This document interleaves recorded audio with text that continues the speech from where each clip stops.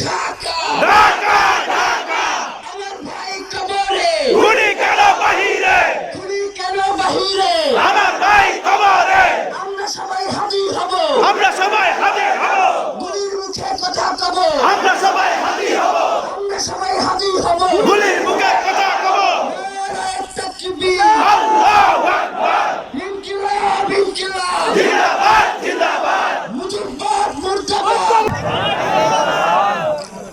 আমরা কি এখানে কান্নার জন্য এসেছি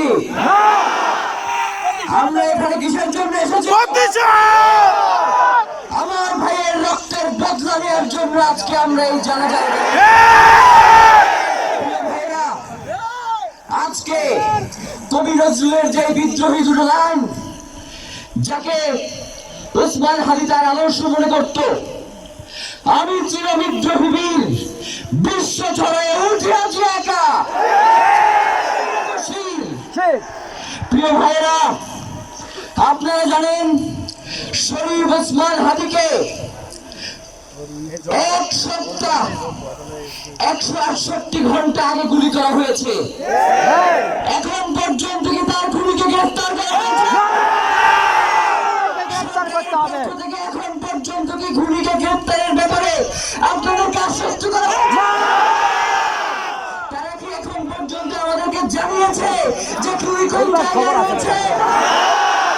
আমরা স্পষ্ট মনে করছি যে এখানে খুনি একজন নয়, এখানে পুরো একটা খুনি।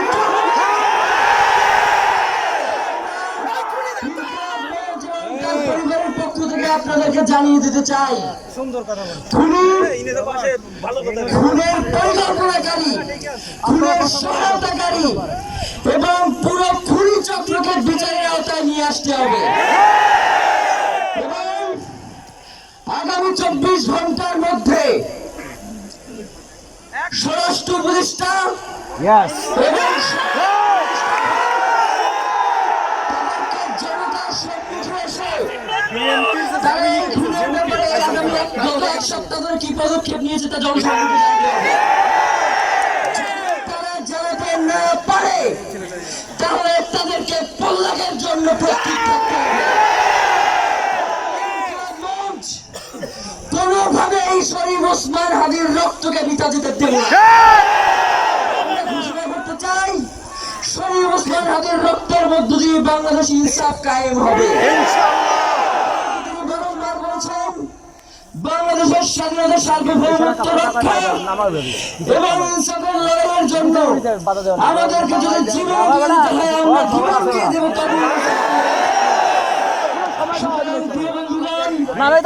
আমাদেরকে ইনসাফের লড়াই লড়তেই হবে। আপনারা রাজি আছেন কিনা?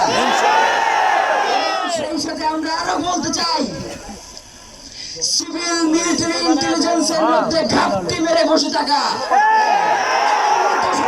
চিহ্নিত করে গ্রেফতার করতে।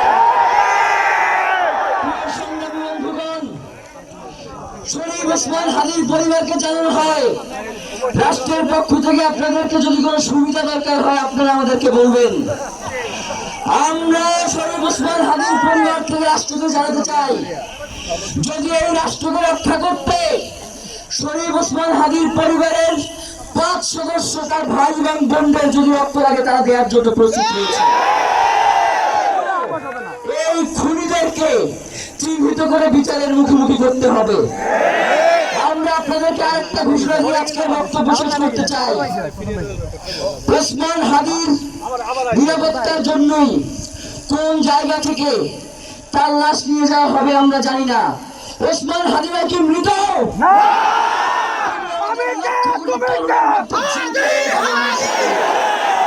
আপনাদেরকে জানিয়ে দিতে চাই, কোন ধরনের সহিংসতা ছাড়া আমরা যেহেতু ওসমান হাদির লাশকে আমরা জাতীয় কবি কাজী নজরুলের পাশে দাফন করার ব্যবস্থা করতেছি।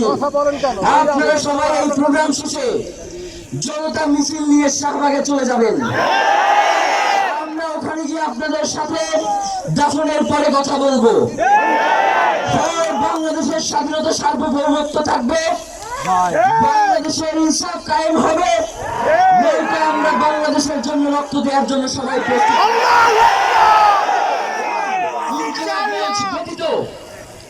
কারো কোনো প্রোপাগান্ডায় আপনারা কোনো ধরনের সহিংসতার পথ বেছে নেবেন না। আমরা ইনকিলাব মঞ্চের পক্ষ থেকে আপনাদেরকে জানাবো কখন কি ব্যবস্থা গ্রহণ করতে হবে। আপনাদের সকলকে, এই লক্ষ লক্ষ মানুষকে, আজকে শরীফ ওসমান হাদির জন্য যারা এসেছেন, শহীদ শরীফ ওসমান হাদি, তাকে আমরা সবাই দোয়া করব এবং তার যে লড়াইয়ের পথ, তার যে সাংস্কৃতিক আন্দোলন, তার যেই আধিপত্যবাদের বিরুদ্ধে লড়াই, আমরা সকলে সেটাকে একসাথে প্রতিহত করব। জিন্দাবাদ, ইনকিলাব জিন্দাবাদ, নারায়ে তাকবীর, নারায়ে তাকবীর, আল্লাহু আকবার দিনে ঢাকা, ঢাকা ঢাকা দিনে ঢাকা, ঢাকা ঢাকা দিনে আজাদি, আজাদি আজাদি ক্ষমতার জনতা, জনতা জনতা প্রশ্ন সংগ্রাম, সংগ্রাম সংগ্রাম দিনে ঢাকা, ঢাকা